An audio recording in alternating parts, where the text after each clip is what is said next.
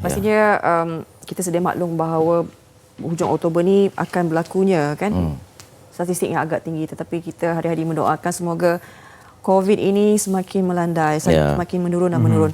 Baik, kita bercakap berkenaan dengan statistik ni tadi, Eddie dah sebutkan kan 1240 itu antara statistik yang tertinggi setakat ini.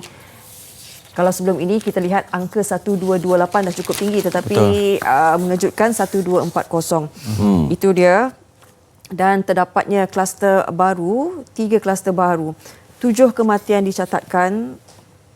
2-3 hari kebelakang ini 78 kematian yang dicatatkan. Dan jumlah kes aktif setakat ini adalah 9,744. Ini maknanya keboleh jangkitan. Ya. Bayangkan 9,744 ni bertebaran. Ya. Sekarang ini kan di merata-rata tempat dan tidak dibendung. Jadi macam mana? Ya, dan tapi apa pun kita berikan kabar positif lah.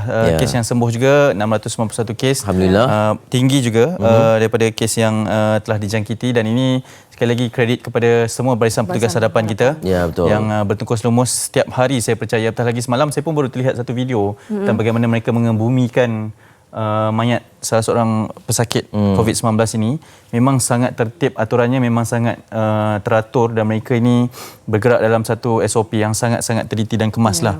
Jadi hanya mereka saja yang mampu melakukan perkara tersebut. Kita hanya mampu untuk bercerita saja berkenaan dengan pengorbanan mereka. Dan setinggi-tinggi penghargaan diucapkan kepada mereka yang masih lagi berjuang setiap hari. Dan ini kes yang berlaku di Sabah sahaja. Saksikan. Lebih 900 kes telah dicatatkan semalam. Agak menggusarkan juga.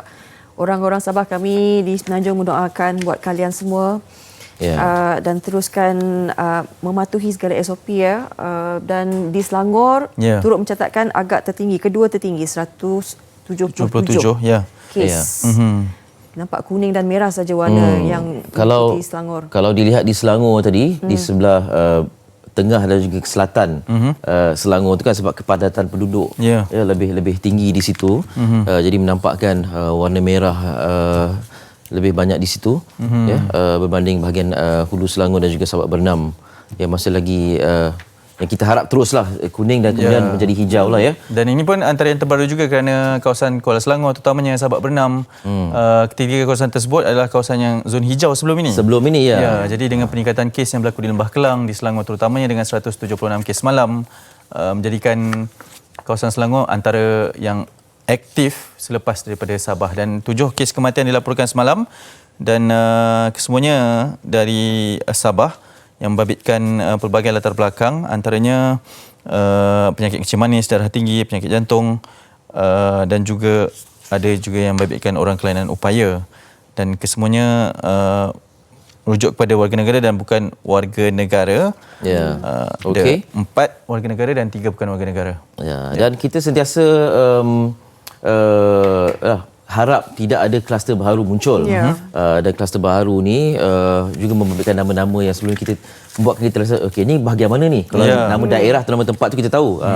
Nama-nama seperti kluster utama yang sebelum ni menggemparkan Lembah Kelang kan. Okey, ini antara kluster baru, Hampar, Tapah dan sebagainya. Okey, dan kita haraplah kluster-kluster ini bukan berada di kawasan berdekatan dengan kita. Dan terus mematuhi kawalan Kediri, dan aplikasi MySejahtera tu kalau dah dimuat naik dalam telefon pintar tu, manfaatkan sebaik-baiknya. Lebih mudah sebenarnya kan. Okey, itu antara perkongsian kita tentang COVID. Jadi pastikan kita dapat mengendalikan norma baru ni, menjalani norma baru ni dengan sebaik-baiknya insya-Allah.